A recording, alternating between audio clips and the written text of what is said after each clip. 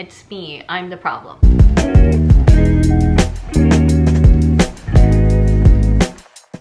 Last year, I tried a no-buy challenge and I completely failed, but oddly enough, it taught me more than any successful challenge ever has. Let's get into it. Hey y'all, what is up? My name's Shelby, aka Simply Shelby.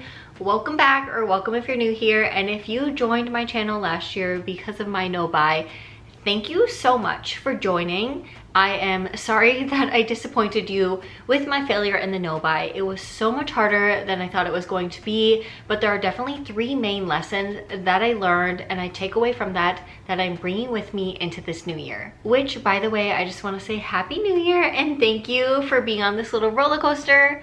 First things first is, even if you tried a no-buy last year or low buy or whatever it is you did, even if you did it for a little bit, good on you. That's what I'm telling myself, good on me, because I tried my best, okay? I am definitely a shopaholic and I was doing it to stop my shopaholic ways, which it definitely did help me. But the #1 rule that I learned from that I'm taking into this new year with me is that an all or nothing is not the best for me. So why I'm saying all or nothing rules don't really work the best for me is I'm applying that to all things in my life.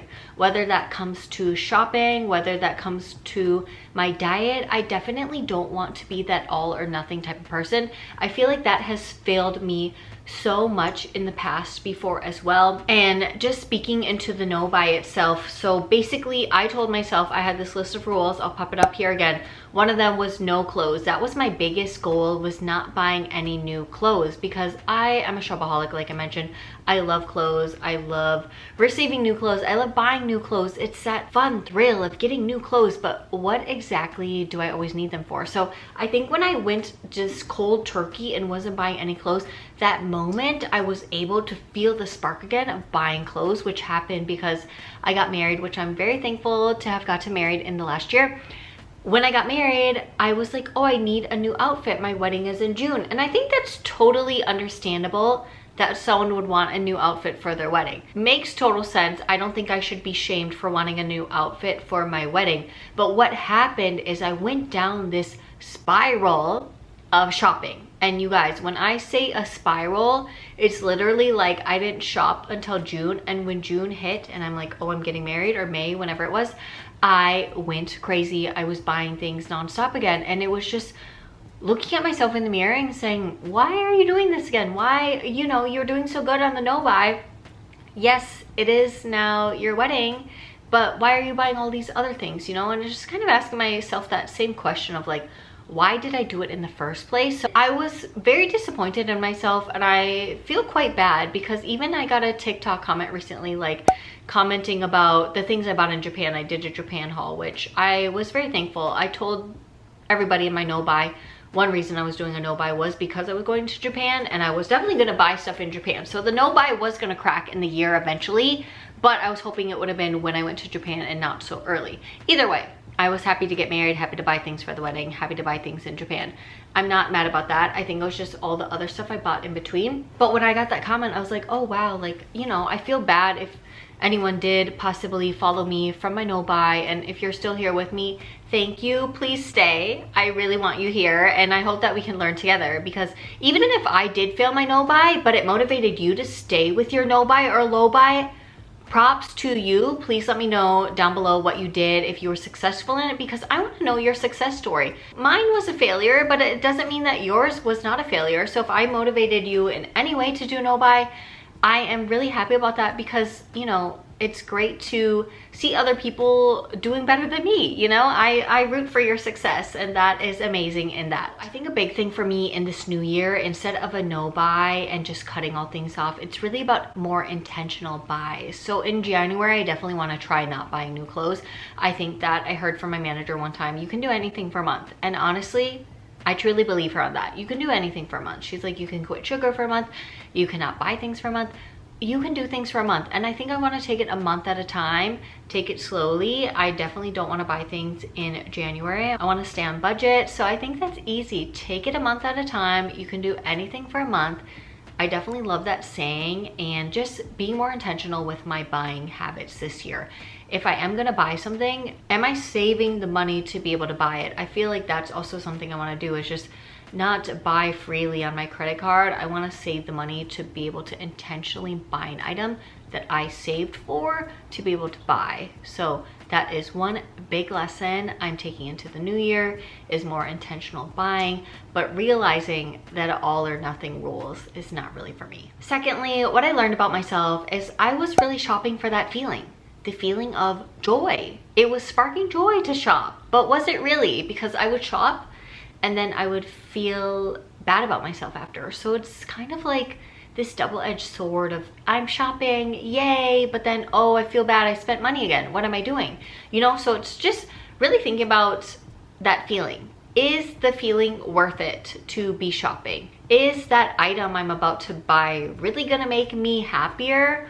Or is it just gonna sit in my closet? Those are the questions I really have to ask myself in the new year. With makeup, I did a lot better, and I really tried to do the Project Pan. I still have some items from last year. I remember I did a whole decluttering of my makeup, and I was really better about not buying new makeup in the new year, which I was very happy, and I want to continue into this year. Like, if I have 5 nude lips, do I need any more nude lips? No, I don't need to buy it.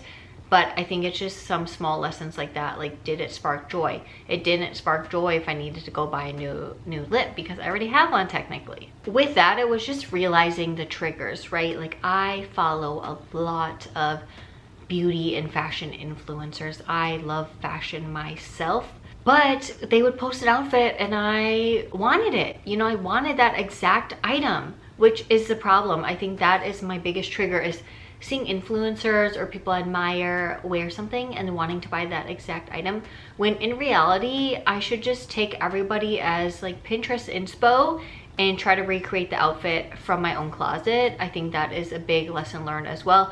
Just because some person buys this exact mini short in this exact color doesn't mean I need the exact same thing. I can try to see what's in my closet and see what I can recreate to try to get a similar look and a similar vibe without having to buy that exact item. So I think in the last year, I tried to unfollow a lot of people I was following because I was like, oh, they're triggering me to want to shop. But that's my own fault, right? Like, they're not the problem, it's me, I'm the problem. So looking within myself and realizing, girl, get yourself together, don't do that. The cart wasn't the issue, the moment was, and my own triggers got the best of me. So what I'm really taking into this new year is, what am I feeling right now? Why do I actually want to buy this item? And stop chasing that feeling.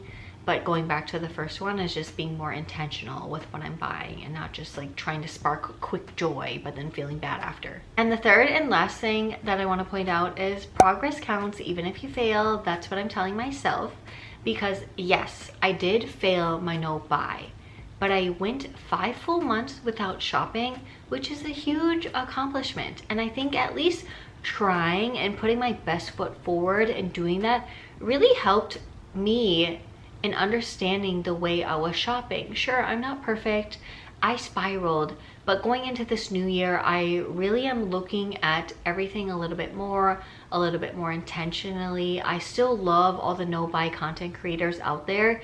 I think that it is so interesting and motivating to see how they really are not buying things and really being super intentional with their buys. Some new TikTok trend I'm on is frugal chic. So I feel like that is something I want to be in the new year, is frugal but chic, which I think is such a great lesson to learn how to be frugal chic, because I still want to look chic, I still want to look cute, but how can I do it while saving money, while bettering myself, while not just spending aimlessly?